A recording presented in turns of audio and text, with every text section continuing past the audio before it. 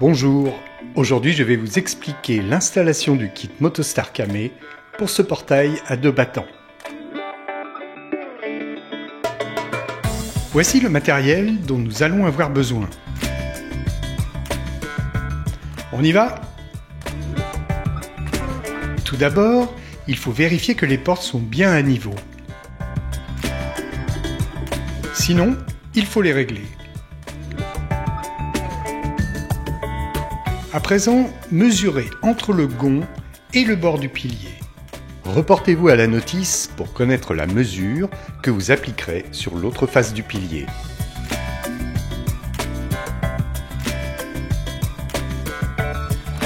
Maintenant, dévissez le capot du moteur et retirez la platine de support.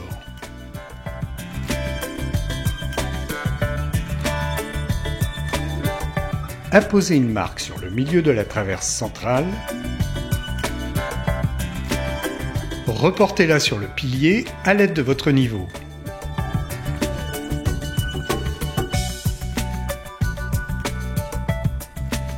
Apposez une nouvelle marque à 3 cm au-dessus de la première. Cela correspond à l'épaisseur du bras moteur.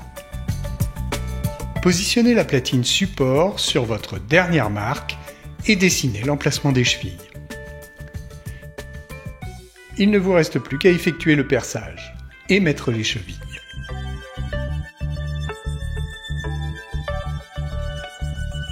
Vissez à présent la platine support.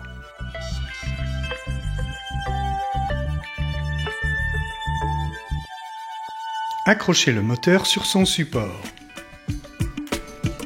Puis fixez-le à l'aide des 2 vis et écrous fournis.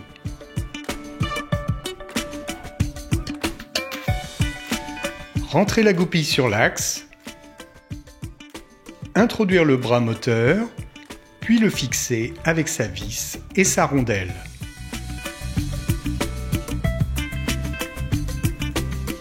Fixez la bielle sur le bras moteur.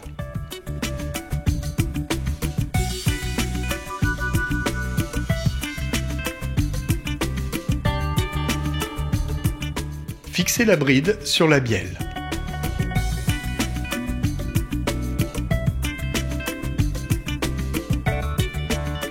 Suivez un axe le long du gond de la porte et à partir de là, mesurez pour déterminer l'emplacement de la bride.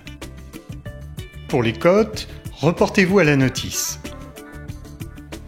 Placez le bras, vérifiez que vous êtes bien à niveau et marquez l'emplacement des vis.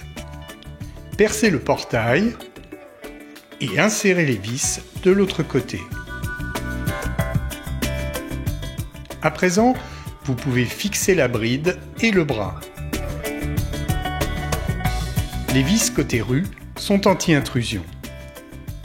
Pour le montage du moteur esclave, vous procéderez exactement de la même manière. Voyons à présent les dispositifs de sécurité. Ils doivent être installés côté rue, de part et d'autre du portail, à 40 cm du sol. Raccordez les fils au connecteur.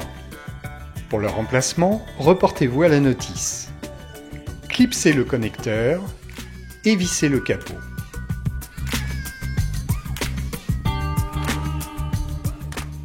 De la même manière, vous installerez le dispositif de signalisation.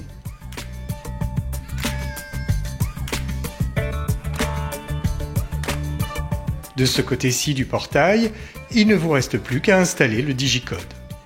Il ne nécessite aucun branchement car il est radiocommandé. Voyons les branchements électriques à présent. Assurez-vous d'avoir coupé la tension de la ligne et relié la masse au moteur. Branchez les fils d'alimentation. Pour les couleurs, référez-vous à la notice. Procédez de même pour le moteur esclave, en branchant la masse, puis l'alimentation. Attention à bien respecter les couleurs en fonction des lettres. Consultez la notice. Le moteur maître et le moteur esclave doivent être câblés à l'identique. Les branchements des dispositifs de sécurité s'effectuent sur le côté. Pour les emplacements, reportez-vous à la notice. Voyons quelques réglages des moteurs. Ces micro-interrupteurs vous permettent de sélectionner le mode automatique ou semi-automatique. Ce potentiomètre permet de régler le temps de fonctionnement des moteurs, donc le degré d'ouverture. Celui-ci permet de régler le décalage entre les deux battants.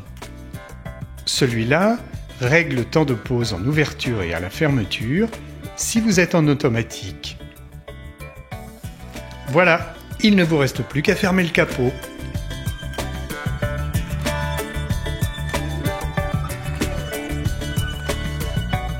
À tout moment, en un tour de clé, vous pouvez désactiver le moteur pour une ouverture manuelle.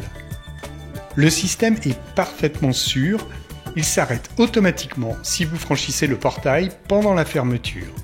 Voilà, l'installation est terminée. J'espère vous avoir été utile. C'est à vous de jouer maintenant.